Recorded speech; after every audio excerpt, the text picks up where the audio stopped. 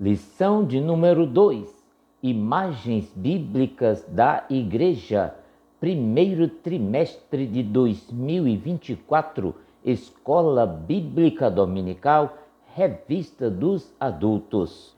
Querido professor, querida professora, a Bíblia apresenta diversas imagens que revelam determinado aspecto da natureza da Igreja de Cristo.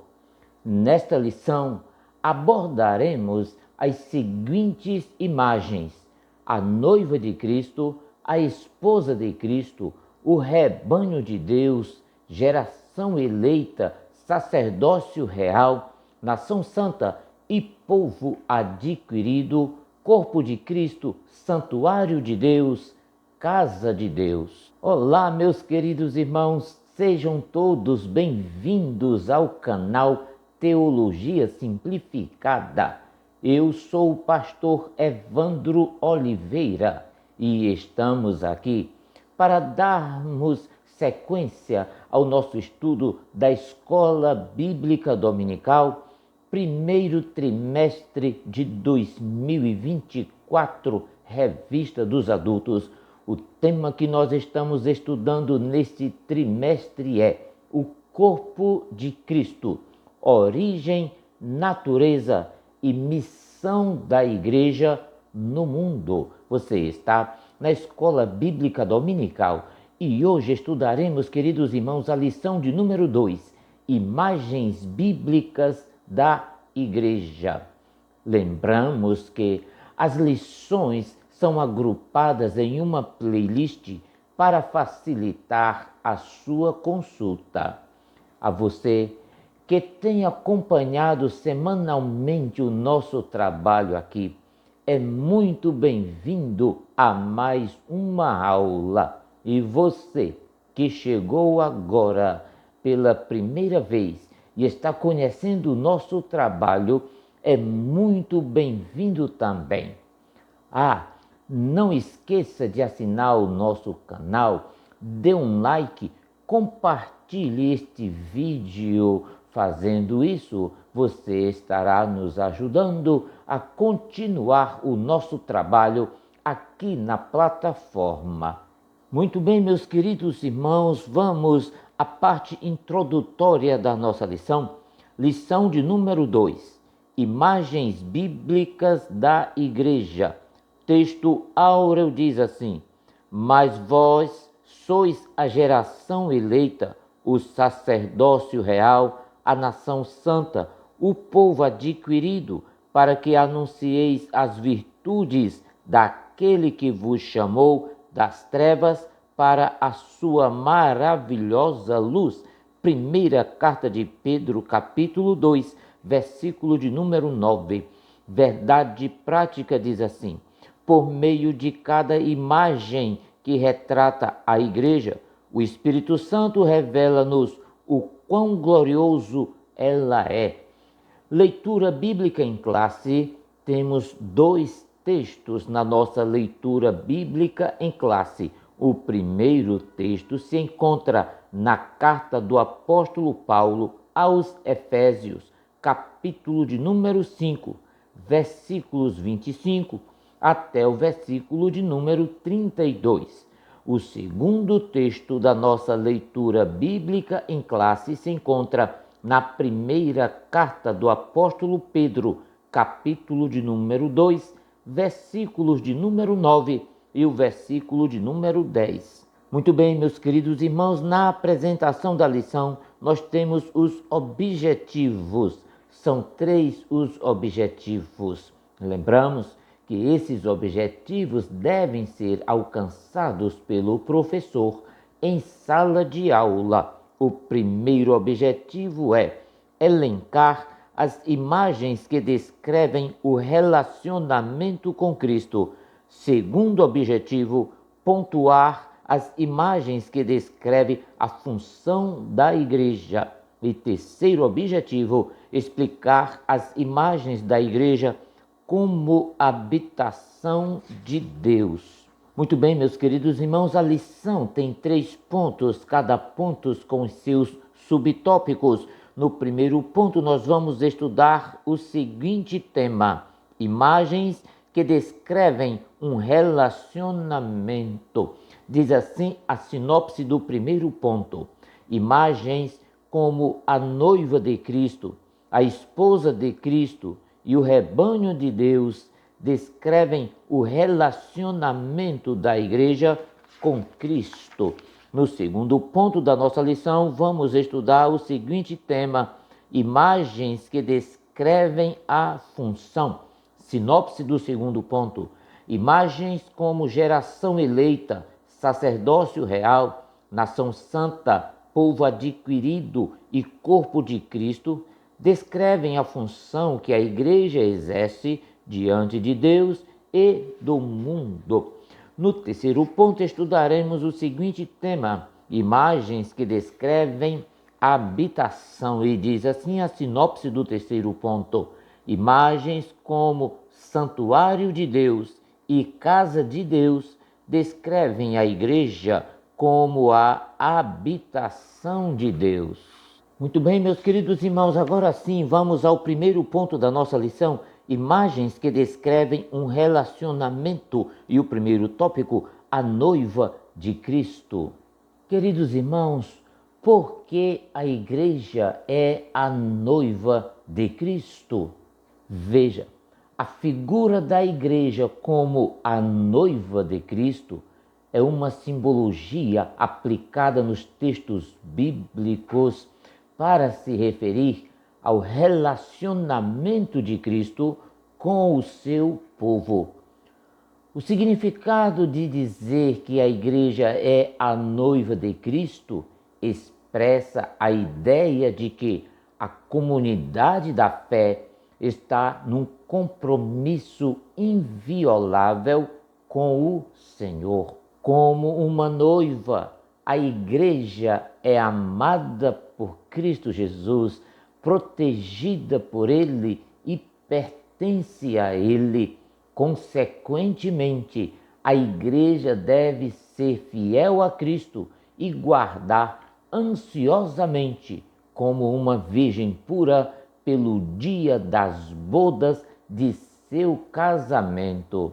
Queridos irmãos e irmãs, vejamos de forma expositiva alguns dos textos bíblicos que descrevem essas imagens da igreja. Perceba, o apóstolo Paulo compara a igreja a uma noiva, porque estou zeloso de vós com zelo de Deus, porque vos tenho preparado para vos apresentar como uma virgem pura a um marido, a saber, Cristo Jesus. Segunda carta de Paulo aos Coríntios, capítulo 11, versículo de número 2. É importante entender que o conceito da igreja como a noiva de Cristo traz um aspecto coletivo fundamental. Isso quer dizer que o crente sozinho não é a noiva de Cristo. Na verdade, a igreja é uma assembleia formada por todos aqueles que foram salvos pela graça mediante a fé e, portanto, é essa comunidade que constitui a noiva de Cristo. Queridos irmãos, dessa forma são contados nessa comunidade da fé, figuradamente chamada de noiva de Cristo, todos os salvos de todas as épocas e de todos os lugares. Muito bem, meus queridos irmãos, no segundo tópico vamos estudar a imagem que descreve um relacionamento, como por exemplo a esposa de Cristo. Veja, queridos irmãos, que no texto de Efésios capítulo 5, versículos 25 até o 32, o apóstolo Paulo vale-se da imagem da igreja como sendo a esposa de Cristo.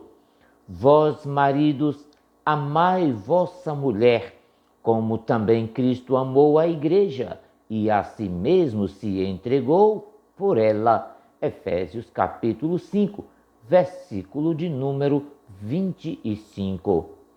No presente momento, a noiva de Cristo está experimentando o período de intervalo entre o contrato e as bodas de casamento. O contrato já foi firmado. Cristo pagou o dote por sua noiva com o seu próprio sangue e a igreja está oficialmente comprometida com ele. Agora, a noiva de Cristo deve viver como uma virgem prometida ao seu esposo. Ela está sendo preparada, purificada e adornada enquanto aguarda pacientemente pela chegada do noivo.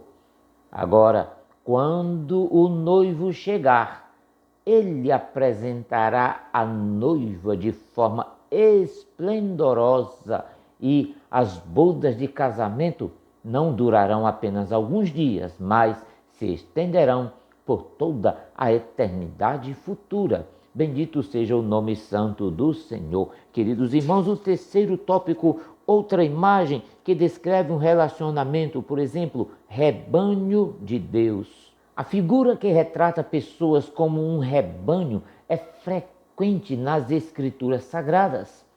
Olhai, pois, por vós e por todo o rebanho sobre que o Espírito Santo vos constituiu bispos para apacentardes a igreja de Deus, que ele resgatou com o seu próprio sangue. Atos dos Apóstolos, capítulo 20, versículo de número 28. Queridos irmãos e irmãs, fica evidente que o apóstolo quer pôr em destaque para os obreiros de Éfeso o grande valor que a igreja tem. É por isso que o pastoreio deve ser feito com cuidado. Pedro faz uso do mesmo termo que o apóstolo Paulo usou em Atos capítulo 20, versículo 28. Lemos essa referência agora há pouco. Pedro usa este termo para referir-se à igreja como rebanho de Deus. Ele diz: apacentai o rebanho de Deus que está entre vós, tendo cuidado dele, não por força, mas voluntariamente, nem por torpe ganância, mas de ânimo pronto, nem como tendo domínio sobre a herança de Deus, mas servindo de exemplo ao rebanho. Primeira carta de Pedro, capítulo 5, versículos de número 2 e o versículo de número 3. Aqui, queridos irmãos, fica claro o relacionamento existente entre a ovelha e o pastor. A carga exortativa que Pedro coloca sobre os pastores é muito grande, uma vez que, no entendimento do apóstolo, eles pastoreiam a igreja de Deus. A igreja não era de Pedro ou de quem a pastoreasse, mas a igreja é de Deus. Isso, queridos irmãos e irmãs, tem uma série de implicações para aquele que pastoreia. Primeiramente, um pastor deve pastorear de forma voluntária. A prontidão, a entrega, o zelo e o compromisso estão em vista aqui. Isso tem tudo a ver com o chamado e a vocação pastoral. Quando alguém entra para o ministério simplesmente porque não tinha outra coisa para fazer, essa voluntariedade deixa de existir. E então, queridos irmãos, o ministério torna-se uma carga, um fardo que será conduzido a duras penas. Não será exercido com prazer, de forma voluntária, mas com uma obrigação. Vira uma profissão, vira um meio de vida. Então, queridos irmãos, as ovelhas vão gemer. Acredito que as igrejas, juntamente com as suas lideranças, precisam ser mais cuidadosas na apresentação de alguém para o exercício do ministério pastoral. Se você concorda com o que estamos falando aqui, deixe aí o seu comentário, coloque aí o seu posicionamento sobre esse determinado assunto. Porque, queridos irmãos, a pessoa tem vocação ministerial? Será que todos têm essa vocação ministerial? Será que todos têm esse chamado?